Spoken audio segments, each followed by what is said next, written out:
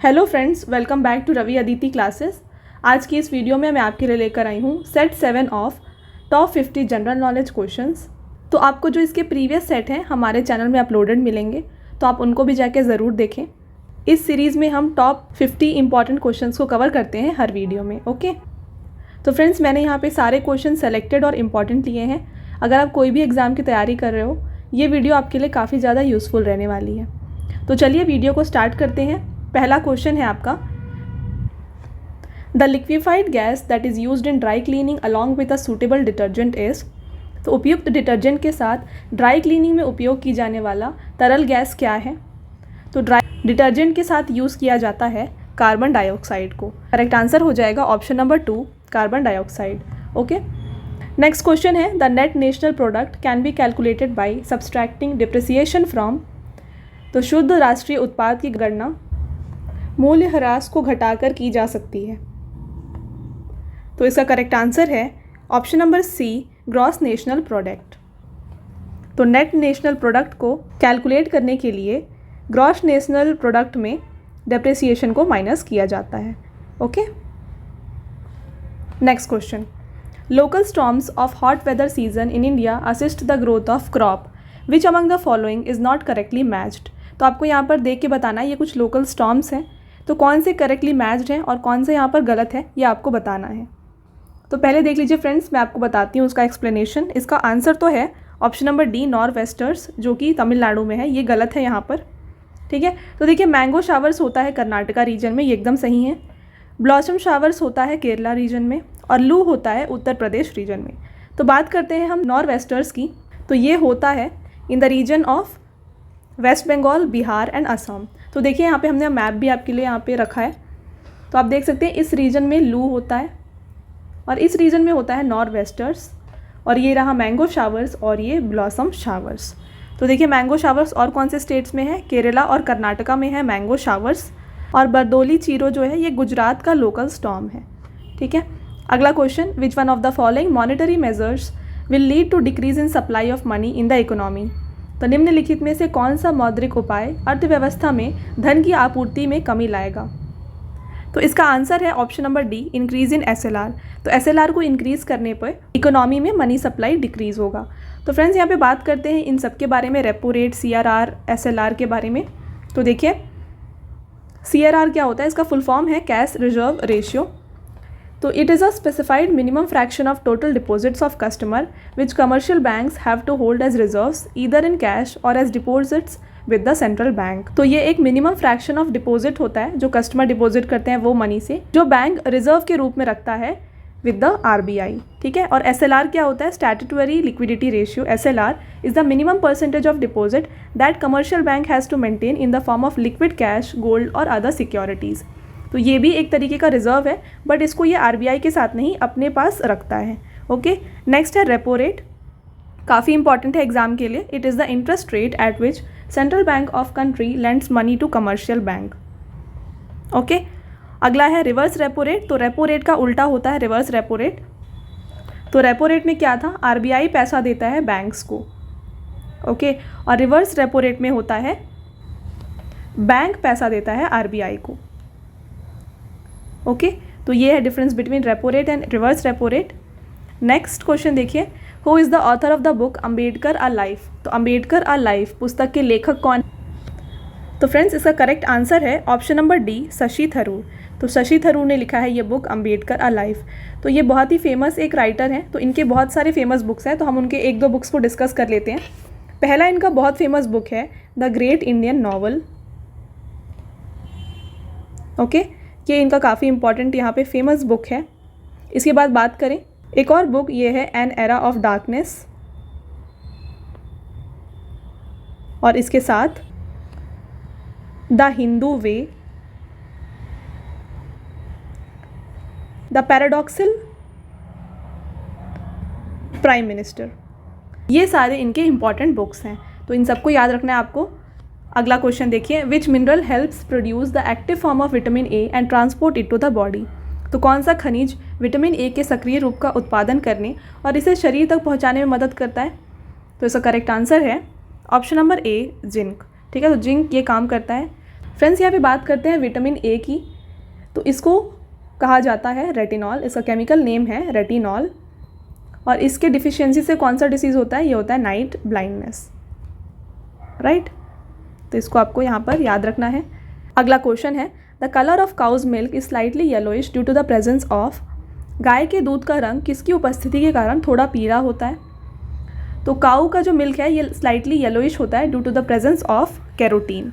Okay, next, albatross is related to which of the following sport. तो albatross निम्नलिखित में से किस खेल से संबंधित है? तो एल्बेट्रोज वर्ड का यूज़ किया जाता है in the game of golf. तो फ्रेंड्स यहाँ पे बात करते हैं गोल्फ से रिलेटेड इंपॉर्टेंट यहाँ पे जो भी टर्म्स होते हैं उनकी।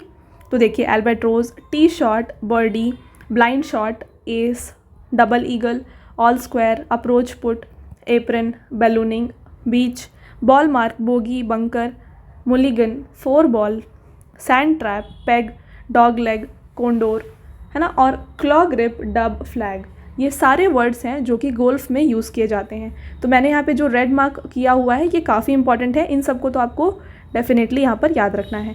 ओके, अगला question, the Bannerghatta National Park known for its biological diversity and zoo is located in which state.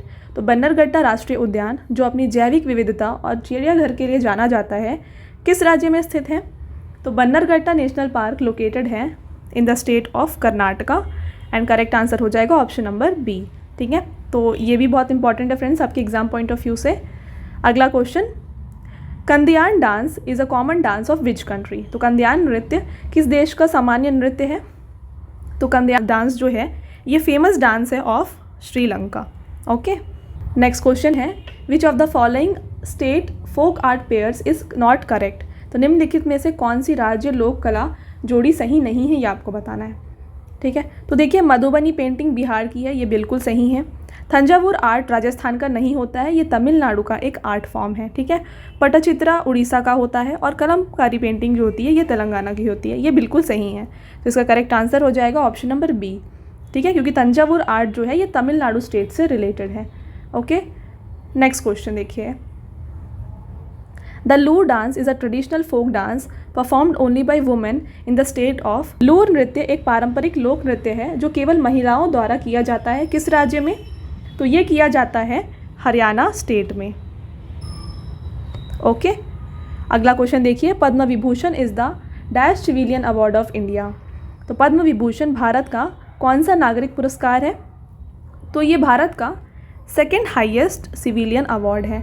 तो देखिए फ्रेंड्स, यहाँ पे हाईएस्ट सिविलियन अवार्ड होता है Bharat Ratna, second highest civilian होता है पद्म विभूषण, थर्ड होता है पद्म भूषण और फोर्थ हाईएस्ट होता है पद्मश्री। तो आपको इसका ऑर्डर पता होना चाहिए, ऑर्डर कभी कभी पूछा जाता है डायरेक्टली एग्जाम में। ओके, अगला question, who was the first women to win the Nobel prize in physics in 1903। तो 1903 में भौतिकी में नोबेल प्राइज़ जीतने वाली पहली महिला कौन थी? तो first women to win Nobel prize in physics बन जाती हैं मैरी क्यूरी। तो इसका करेक्ट आंसर है option number C. Next question, Bathukamma and Bonalu are state festivals of. तो बतुकम्मा और बोनालू कहाँ के राज्य का त्यौहार है? तो इसका करेक्ट आंसर है ऑप्शन नंबर डी, तेलंगाना। तो तेलंगाना राज्य का ये दोनों फेस्टिवल्स है, बतुकम्मा एंड बोनालू। ओके, अगला question, when is the national science day celebrated to commemorate the contribution of C V. Raman. तो सी.वी. रामन के योगदान की स्मृति में राष्ट्रीय विज्ञान दिवस कब मनाया जाता है? तो यहाँ पर नेशनल साइंस डे को मनाया जाता है ऑन 28 फरवरी। काफ़ी इंपॉर्टेंट है। और इस बार का थीम क्या था? 2023 का नेशनल साइंस डे का जो थीम था वो था global science for wellbeing. Okay, for global wellbeing ये था इसका। ओके, तो काफ़ी इंपॉर्टेंट है एग्जाम के लिए, याद रखिए इसको। Next question, Pandit Shiv Kumar Sharma who is a recipient of Padma Vibhushan is associated with which of the following instrument। तो पंडित शिव कुमार शर्मा जो पद्म विभूषण से सम्मानित हैं निम्नलिखित में से किस वाद्य यंत्र से जुड़े हैं? तो ये एसोसिएटेड हैं विथ संतूर। ठीक है, तो ये बहुत ही फेमस एक संतूर प्लेयर हैं। तो फ्रेंड्स यहाँ पे देखिए, अदर संतूर प्लेयर्स के बारे में भी हम बात करते हैं। भजन सुपोरी, आर विश्वेश्वरन, तरुण भट्टाचार्य, ये सारे भी जो हैं फेमस संतूर प्लेयर्स हैं और आपके एग्जाम पॉइंट ऑफ व्यू से ये काफ़ी इंपॉर्टेंट है। तो फ्रेंड्स आगे जाने से पहले मैं बता दूं कि हमारी जो पेड PDF की वेबसाइट है वो लॉन्च हो गई है। तो मैं आपको यहाँ पर वेबसाइट लिख देती हूँ www.ravibookspdf.com, ठीक है। तो ये हमारी वेबसाइट है, आप इसको नोट कर लीजिए। यहाँ पर आपको रवि सर की ऑल सब्जेक्ट करंट अफेयर्स और GK की PDFs हिंदी मीडियम और इंग्लिश मीडियम दोनों में मिल जाएगी। तो आप वहाँ से जाके बाय कर सकते हैं। तो आप इसको नोट कर लीजिए, ठीक है। तो चलते हैं अगले क्वेश्चन की तरफ। देखिए, what is the currency of Japan. तो करेंसी क्या है जापान की, ये बताना है। तो इसका करेक्ट आंसर हो जाएगा ऑप्शन नंबर A, येन। तो येन होती है करेंसी ऑफ जापान। तो बात करें वॉन कहाँ की करेंसी है, ये है साउथ कोरिया की करेंसी, ठीक है। साउथ कोरिया की करेंसी होती है वन। बात होती है थाईलैंड की करेंसी, और युआन जो होती है ये चाइना की करेंसी है। तो ये सारे भी साथ में आप याद रखिएगा। अगला question, the headquarters of World Trade Organization is located at. विश्व व्यापार संगठन का मुख्यालय कहाँ स्थित है। तो इसका हेडक्वार्टर लोकेटेड है जेनेवा, स्विट्ज़रलैंड में। तो फ्रेंड्स बात करते हैं इसके स्टैब्लिशमेंट की। तो इसको स्टैब्लिश किया गया था इन द ईयर 1995, ओके।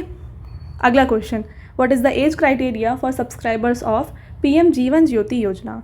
तो PM जीवन ज्योति योजना के ग्राहकों के लिए आयु मानदंड क्या है।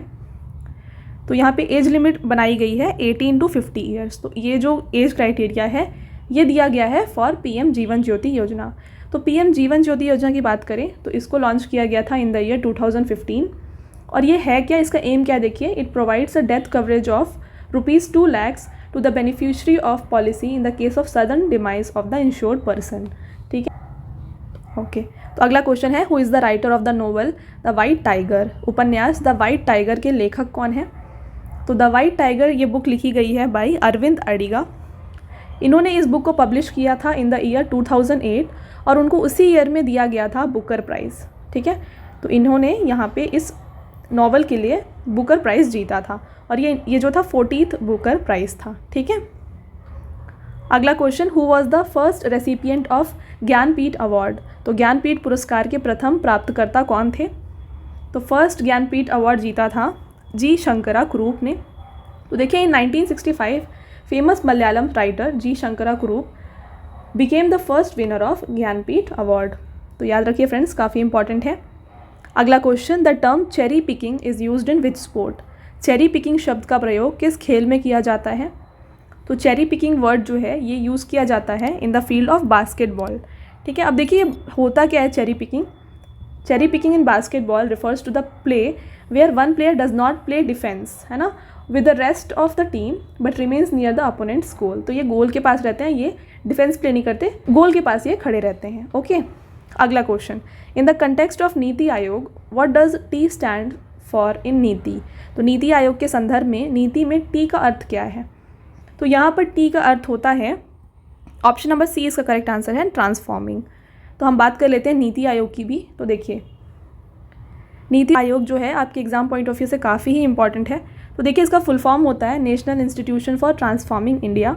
स्टैब्लिश उसको किया गया था 2015 में।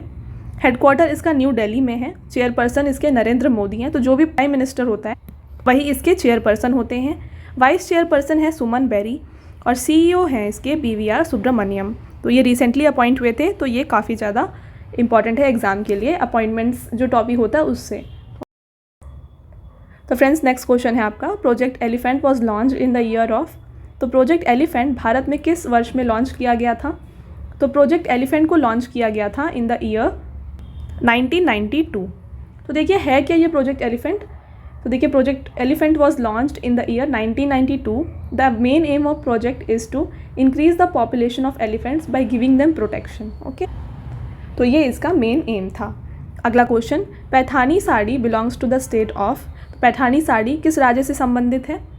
तो ये रिलेटेड है to the state of Maharashtra. तो ये काफ़ी फेमस वहाँ की साड़ी है और ये बिलोंग करती है वहाँ से, ठीक है। तो आर्ट एंड कल्चर से ये एक इंपॉर्टेंट क्वेश्चन है। देखिए यहाँ पे इसके बारे में, Paithani sari is named after the Paithan town of Aurangabad from the state of Maharashtra where the sari was first made by hand. Present day Yeola town of Nashik Maharashtra is the largest manufacture of Paithani, ठीक है। तो ये यहाँ पे एक टाउन है जिसके नाम से ही ये पैठानी साड़ी नाम इसे दिया गया है, ओके। और फ्रेंड्स यहाँ पे एक और इम्पॉर्टेंट पॉइंट है कि औरंगाबाद जो है इसका न्यू नेम जो है ये कर दिया गया है संभाजी नगर। ठीक है, तो करंट अफेयर से ये क्वेश्चन भी यहाँ पर काफ़ी ज़्यादा इंपॉर्टेंट है। करंट अफेयर से ये काफ़ी ज़्यादा इंपॉर्टेंट क्वेश्चन है आपके लिए। अगला क्वेश्चन देखिए, Minjar Mela is a popular fair of which of the following state. Minjar Mela निम्नलिखित में से किस राज्य का एक लोकप्रिय मेला है? तो ये फेमस फेयर है ऑफ हिमाचल प्रदेश। ठीक है, नेक्स्ट क्वेश्चन है, who is the census commissioner under whose guidance the 2011 census has been conducted. तो जनगणना आयुक्त कौन थे जिनके मार्गदर्शन में 2011 की जनगणना आयोजित की गई थी? तो इसका करेक्ट आंसर है option number C, doctor C Chandramouli. ठीक है, तो ये उस टाइम पे 2011 में सेंसस कमिश्नर थे। ठीक है, अगला क्वेश्चन देखिए, 2011 census is India's with census since independence and with census since 1872। तो देखिए 1872 में सबसे पहला सेंसस कराया गया था। ठीक है, तो जो 2011 का सेंसस था ये हमारा 15th सेंसस था। ओके, और इसके साथ ही एक और पॉइंट इंपॉर्टेंट है यहाँ पर, इंडिपेंडेंस के बाद अगर आपसे पूछा जाए कि इंडिपेंडेंस के बाद ये कौन सा हमारा सेंसस था, तो ये हमारा 7th सेंसस था। तो दोनों पॉइंट्स यहाँ पे काफ़ी ज़्यादा इंपॉर्टेंट है। ठीक है, तो 1872 से बात किया जाए तो ये 2011 वाला हमारा 15th सेंसस था, और बात करें आफ्टर इंडिपेंडेंस तो ये हमारा जो है 7th सेंसस था। तो आप दोनों पॉइंट्स को याद रखिए और इसका आंसर हो जाएगा option number A, 7th and 15th। Okay, अगला question, which of the following is not matched correctly. तो इनमें से कौन सा करेक्टली मैच नहीं किया हुआ है ये आपको बताना है यहाँ पर।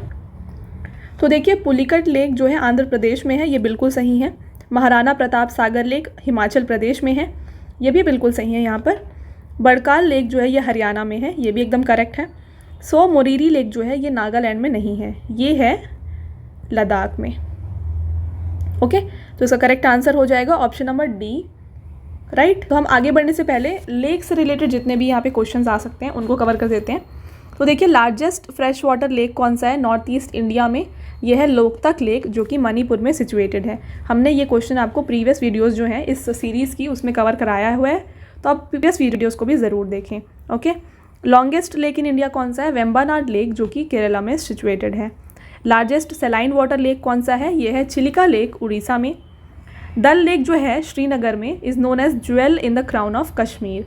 ठीक है, तो इसका अदर नेम है, तो ये भी इंपॉर्टेंट है आपके एग्ज़ाम के लिए।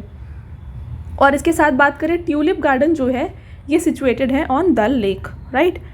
नेक्स्ट क्वेश्चन है, largest artificial lake in India है अपर लेक जो कि मध्य प्रदेश में सिचुएटेड है। नेक्स्ट है भीमताल लेक जो कि उत्तराखंड में सिचुएटेड है।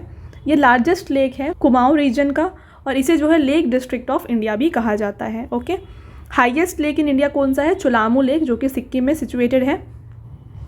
और लार्जेस्ट फ्रेश वाटर लेक जो है एशिया और इंडिया दोनों में यह है वुलर लेक कश्मीर, और ये क्वेश्चन भी मैंने आपको प्रीवियस वीडियो में पढ़ाया हुआ है। ठीक है, तो फ्रेंड्स ये सारे हैं इंपॉर्टेंट क्वेश्चंस जो भी यहाँ से बन सकते हैं, मैंने आपके लिए सारा इंक्लूड कर दिया है। तो फ्रेंड्स अगर आपको यहाँ पे हमारा कंटेंट अच्छा लग रहा हो तो वीडियो को लाइक ज़रूर करिएगा। अगला क्वेश्चन है, the battle of Khanwa was fought between dash and Rana Sanga. Khanwa की लड़ाई डैश और राणा संगा के बीच में हुई थी। तो देखिए बैटल ऑफ खनवा राणा संगा और बाबर के बीच में हुई थी, तो इसका करेक्ट आंसर हो जाएगा ऑप्शन नंबर डी, बाबर। तो फ्रेंड्स यहाँ पे बात करें बैटल ऑफ खनवा की तो ये हुआ था 1527 में, और यहाँ पे जीत किसकी हुई थी? इसको जीता था बाबर ने। ठीक है, तो दोनों पॉइंट्स याद रखिए, काफ़ी इंपॉर्टेंट है आपके एग्जाम के लिए। अगला क्वेश्चन है, विच one of the following is not matched correctly. तो इनमें से कौन सा करेक्टली मैच नहीं है ये आपको बताना है। निम्नलिखित में से कौन सा सही सुमेलित नहीं है? तो देखिए सिटीजनशिप पार्ट 2 ऑफ कॉन्स्टिट्यूशन में है, ये बिल्कुल सही है। फंडामेंटल राइट है पार्ट 3 ऑफ द कॉन्स्टिट्यूशन में, बट फंडामेंटल ड्यूटीज़ जो है पार्ट 4A में है, ना कि 6A में। और स्टेट जो है पार्ट 6 में, ये बिल्कुल सही है। तो इसका करेक्ट आंसर हो जाएगा ऑप्शन नंबर सी। फ्रेंड्स ये काफ़ी ज़्यादा इंपॉर्टेंट है आपके एग्ज़ाम के लिए, सारे पार्ट शेड्यूल्स जो होते हैं एग्ज़ाम के लिए इंपॉर्टेंट है, तो आपको उन सबको यहाँ पर कवर करना है। हम यहाँ पे आपके सारे क्वेश्चंस जो है कवर करवाएंगे, तो बस आप ये सीरीज़ को पूरा देखते चलिए। आपके हर टॉपिक से रिलेटेड जितने भी जीके क्वेश्चंस होते हैं हम आपको यहाँ पर पूरा करवाएंगे। ओके, अगला क्वेश्चन देखिए, आर्टिकल 29 एंड 30 डील विथ। तो अनुच्छेद 29 और 30 किससे संबंधित हैं? तो ये रिलेटेड है कल्चरल एंड एजुकेशनल राइट्स से, इंपॉर्टेंट है, याद रखिएगा। अगला क्वेश्चन है, विच Indian state is known for the GI tagged product basmati rice. कौन सा भारतीय राज्य GI टैग उत्पाद बासमती चावल के लिए जाना जाता है? तो इसका करेक्ट आंसर है ऑप्शन नंबर ए, पंजाब। तो पंजाब का GI टैग है बासमती राइस का। ठीक है, अगला question, which type of soil is characterised by its red colour due to the presence of iron oxide. तो आयरन ऑक्साइड की उपस्थिति के कारण किस प्रकार की मिट्टी का रंग लाल हो जाता है। तो इसका करेक्ट आंसर हो जाएगा option number C, red soil. ठीक है, तो रेड सॉइल जो है उसमें काफ़ी ज़्यादा प्रेजेंस होती है आयरन ऑक्साइड की, जिसकी वजह से उसका कलर होता है रेड। और फ्रेंड्स यहाँ पे पूछा जाए इन चारों में से मोस्ट फर्टाइल सॉइल कौन सी होती है, यानी कि आपको बताना है कि सारे सॉइल में से सबसे फर्टाइल सॉइल कौन सी है। तो इसका करेक्ट आंसर हो जाएगा अलूवियल सॉइल। तो alluvial soil most fertile soil होती है, राइट। इंपॉर्टेंट क्वेश्चन याद रखिए। अगला question, the Sela pass is located in which Indian state. Sela दर्रा भारत के किस राज्य में स्थित है। तो ये लोकेटेड है अरुणाचल प्रदेश में। ओके, अगला क्वेश्चन है, what is the process of conversion of solid directly into vapour without passing through the liquid state called. तो किसी ठोस को तरल अवस्था से गुजरे बिना सीधे वाष्प में बदलने की प्रक्रिया को क्या कहते हैं। तो देखिए इसका करेक्ट आंसर तो है सब्लिमेशन। डायरेक्टली जब कोई सॉलिड जो है डायरेक्टली वेपर कन्वर्ट हो जाता है उसको हम सब्लिमेशन कहते हैं। तो इसका एग्जांपल अगर मैं दूं तो आप जानते हैं कैम्फर है ना, जिसे हम कपूर कहते हैं। तो जब उसको जलाया जाता है तो डायरेक्टली वो क्या होता है, गैस में बदल जाता है। तो इसका करेक्ट आंसर हो जाएगा सब्लिमेशन, और ये जो है कैम्फर में देखा जाता है। आई होप अब आप अच्छे से समझ पा रहे हैं इसको। इसके अलावा एक और मैं आपको दूँ एग्जाम्पल, तो नैप्थलीन भी है। तो नैप्थलीन में भी आप देखते हैं डायरेक्टली ये सॉलिड से वेपर में कन्वर्ट हो जाता है, यहाँ पर लिक्विड स्टेट नहीं होती है। ओके, अगला क्वेश्चन देखिए, which planet has the most prominent ring system. किस ग्रह में सबसे प्रमुख वलय प्रणाली है। उसका करेक्ट आंसर है सैटर्न। ठीक है, अगला question, the GI tag Kalamkari refers to a traditional art form of which Indian state। GI tag Kalamkari किस भारतीय राज्य की पारंपरिक कला को संदर्भित करता है। तो इसका करेक्ट आंसर हो जाएगा ऑप्शन नंबर बी, तेलंगाना। तो तेलंगाना राज्य का जो है ये एक ट्रेडिशनल आर्ट कलमकारी। तो मैंने आपको प्रीवियस स्लाइड में भी ये बताया था, है ना, जो हमने चूज़ द करेक्ट ऑप्शन पढ़ा था, वहाँ पर हमने कलमकारी की बात की। ओके, अगला क्वेश्चन देखिए friends, China does not share border with which state. तो चीन किस राज्य के साथ सीमा साझा नहीं करता है। तो इसका करेक्ट आंसर हो जाएगा बिहार। तो देखिए ये कौन कौन से स्टेट्स के साथ बॉर्डर को शेयर करता है, जम्मू कश्मीर, हिमाचल, सिक्किम, उत्तराखंड और अरुणाचल। तो ये 5 स्टेट हैं जिसके साथ चाइना यहाँ पर बॉर्डर को शेयर करता है। और इंडिया और चाइना के बॉर्डर लाइन को क्या कहा जाता है, इसका नाम होता है मैकमोहन लाइन। तो काफ़ी इंपॉर्टेंट है ये भी आपके लिए। अगला question, what is the capital of Magadh. तो मगध की राजधानी क्या थी। तो मगध की कैपिटल थी यहाँ पर Rajgriha. Okay, next question, during whose reign was the first Buddhist council held. तो प्रथम बौद्ध संगीति किसके शासनकाल में आयोजित की गई थी। तो इसको यहाँ पर हेल्ड किया गया था अजात शत्रु के टाइम पर। तो फ्रेंड्स देखिए यहाँ पे टोटल 4 बुद्धिस्ट काउंसिल हुए थे। ओके, अगला question, Pulakeshin II was the most famous ruler of. Pulakeshin II द्वितीय सबसे प्रसिद्ध कहाँ के शासक थे। तो ये थे चालुक्य डायनेस्टी के फेमस रूलर। अगला क्वेश्चन है, the treaty of Srirangapatnam was signed between Tipu Sultan and. Tipu Sultan और किसके बीच में श्रीरंगपट्टनम की संधि का पर हस्ताक्षर किए गए। तो इसका करेक्ट आंसर हो जाएगा कॉर्नवालिस। ठीक है, तो ये हुआ था टीपू सुल्तान और कॉर्नवालिस के बीच में। अगला question, the first complete census in India was held in which year. तो इसका करेक्ट आंसर है ऑप्शन नंबर ए, 1881। तो देखिए हमने प्रीवियस स्लाइड में पढ़ा था कि 1872 में हुआ था पहला सेंसस। ठीक है, तो फ्रेंड्स पहला सेंसस 1872 में हुआ था। बट अगर आपसे कोई पूछे कि पहला सिंक्रोनाइज्ड सेंसस कहाँ पे हुआ था, यानी कि कंप्लीट सेंसस कब हुआ था, तो इसका करेक्ट आंसर हो जाएगा 1881 में। और ये किस वाइसरॉय के टाइम पे हुई थी, ये लॉर्ड रिपन के टाइम पे हुई थी। तो ऐसे आपसे एग्जाम में पूछा जाता है फर्स्ट सिंक्रोनाइज्ड सेंसस जो थी वो किस वाइसरॉय के टाइम पे हुई थी। तो ये लॉर्ड रिपन के टाइम पर हुई थी। अगला question, what is the full form of UPI। UPI का फुल फॉर्म क्या है।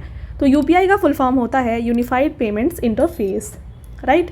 अगला question, with which of the following musical instruments was the musician Palghat money Iyer associated. संगीतकार पालघाट मनी अय्यर निम्नलिखित में से किस संगीत वाद्य यंत्र से जुड़े हैं। तो इसका करेक्ट आंसर हो जाएगा ऑप्शन नंबर ए, मृदंगम। तो ये मृदंगम से जुड़े हैं। तो बात करते हैं मृदंगम से जो अदर फेमस एक्सपोनेंट्स हैं। तो देखिए TK मूर्ति, नंदामुड़ी राम मोहन राव, TV गोपाल कृष्णन, उमेयलपुरम, K शिवरामन। ठीक है, तो ये सारे हैं इंपॉर्टेंट यहाँ पे फेमस एक्सपोनेंट्स ऑफ मृदंगम। अगला क्वेश्चन है, whose birth anniversary is celebrated as national sports day every year on 29 August. तो प्रत्येक वर्ष 29 अगस्त को किसकी जयंती राष्ट्रीय खेल दिवस के रूप में मनाई जाती है। तो ये मनाई जाती है बर्थ एनिवर्सरी ऑफ ध्यानचंद के दिन। काफ़ी इंपॉर्टेंट है फ्रेंड्स, इसको अच्छे से याद रखिएगा। अगला क्वेश्चन, सागा दावा is a festival of which state. तो सागा दावा किस राज्य का त्यौहार है? तो ये है सिक्किम स्टेट का फेस्टिवल, वेरी इंपॉर्टेंट। अगला और लास्ट क्वेश्चन है आपका फ्रेंड्स ये, which is the largest national park in India. तो भारत का सबसे बड़ा राष्ट्रीय उद्यान कौन सा है? तो इसका करेक्ट आंसर हो जाएगा हेमिस नेशनल पार्क। तो हेमिस नेशनल पार्क सबसे लार्जेस्ट नेशनल पार्क है इंडिया में। तो फ्रेंड्स यहाँ पे बात करते हैं सुंदरबन नेशनल पार्क की। ये कहाँ पे लोकेटेड है? ये है वेस्ट बंगाल में। काजीरंगा नेशनल पार्क कहाँ पे है? ये है असम में। और बात करें नागरहोल नेशनल पार्क की, तो ये लोकेटेड है कर्नाटका स्टेट में। ओके, तो ये सारे नेशनल पार्क्स आप याद रखिएगा, सारे ही आपके एग्जाम्स के लिए यहाँ पर इम्पॉर्टेंट हैं। तो चलिए, ये था आपका लास्ट क्वेश्चन आज का। अब आपका एक छोटा सा टेस्ट जैसे हमेशा होता है, आपको इसका जो आंसर है हमें कमेंट सेक्शन में देना है।